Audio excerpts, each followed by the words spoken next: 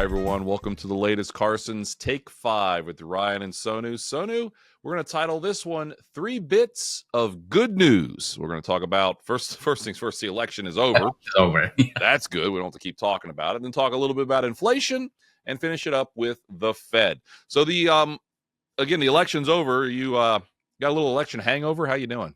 Yeah, no, I think the hangover maybe in a positive way because, it's done, like you said. I've never had a positive hangover.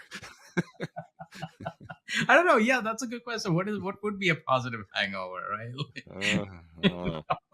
But no, it's done with. It's done and dusted, and like there was no uncertainty. In a lot of ways, it's easier to, deal with once you know the result for sure. And then we just look ahead, right? It doesn't mean you have to be happy or sad or anything with, whatever it is, right?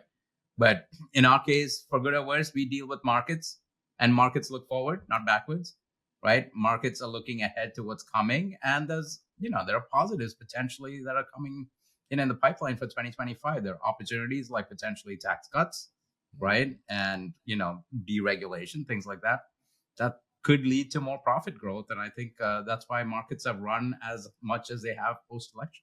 No, well said. And listen to last week's Take 5 where we really dug into the election. I just want to point out a couple things here, and then we'll move forward, talk about inflation and the Fed as potential positives out there. On an annualized basis, the stock market by the S&P 500 under President Biden has been up 12.2%. Under President Trump, 14%. Under President Obama, 14%.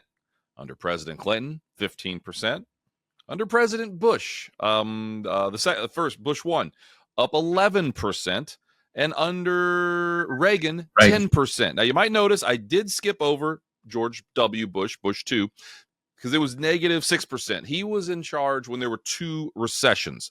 So the bottom line, if you can avoid a recession, I don't care if you're blue, if you're red, what color you are, markets have done pretty darn good going back like 40 years under various presidents, various Congress makeups, various this, various that. So I think that's just an important concept to remember, that separate your political beliefs from your investments. We've said it a lot.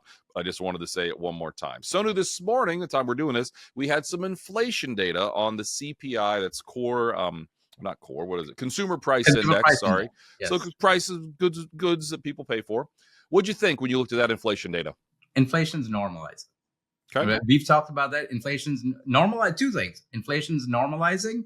Maybe I'd go as far as to say inflation's normalized, right? Not just normalizing. There are parts of inflation that are keeping the headline numbers. And even if you exclude food and energy, I mean headline, even like core inflation, which is what a lot of focus is on from the perspective of monetary policy and the Fed. That's elevated because of that old thing we've talked about for 2 years, which is shelter inflation, right? Shelter inflation data and official numbers is still showing, what happened in 2021 and 2022. It's severely lagging. The reality on the ground is very different. Rents are down, right? You look at things like apartment lists, for example. Rents are down year over year. That's been the case for about 12, 14, 16 months now, for a long time.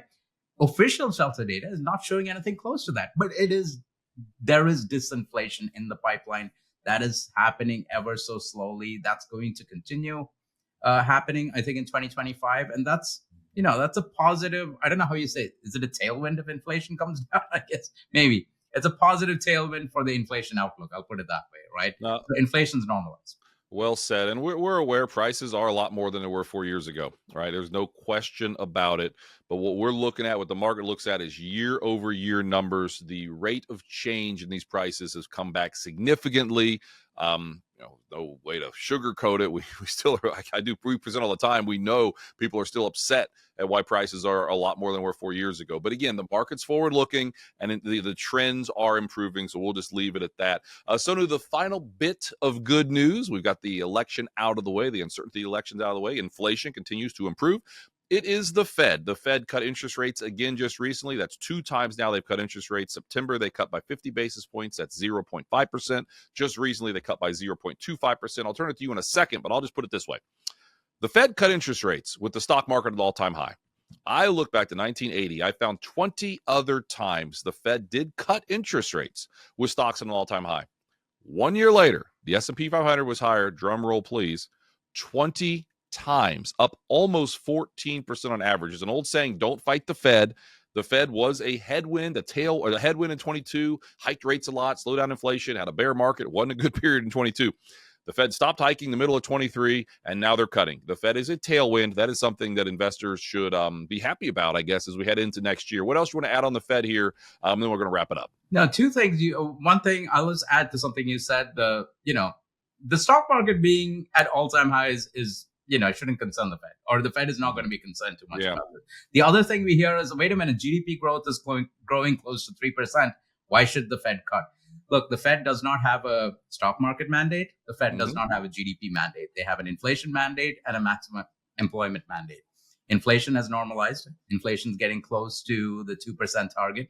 There are some risks with the labor market picture. Powell, in his after the November Fed meeting, said basically, look, the labor market is cool, but it's still solid, but we don't want more cooling. What is happening? They're going to put a floor on the economy by saying that they want to cap the unemployment rate, maybe about 4.5%. They don't want it to go above that. That's a very good tailwind as far as the markets and even the economy is concerned.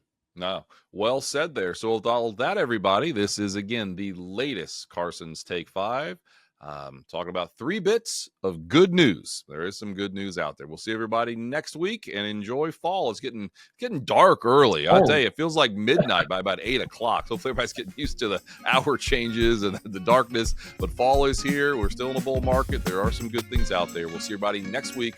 Take care. Thank you.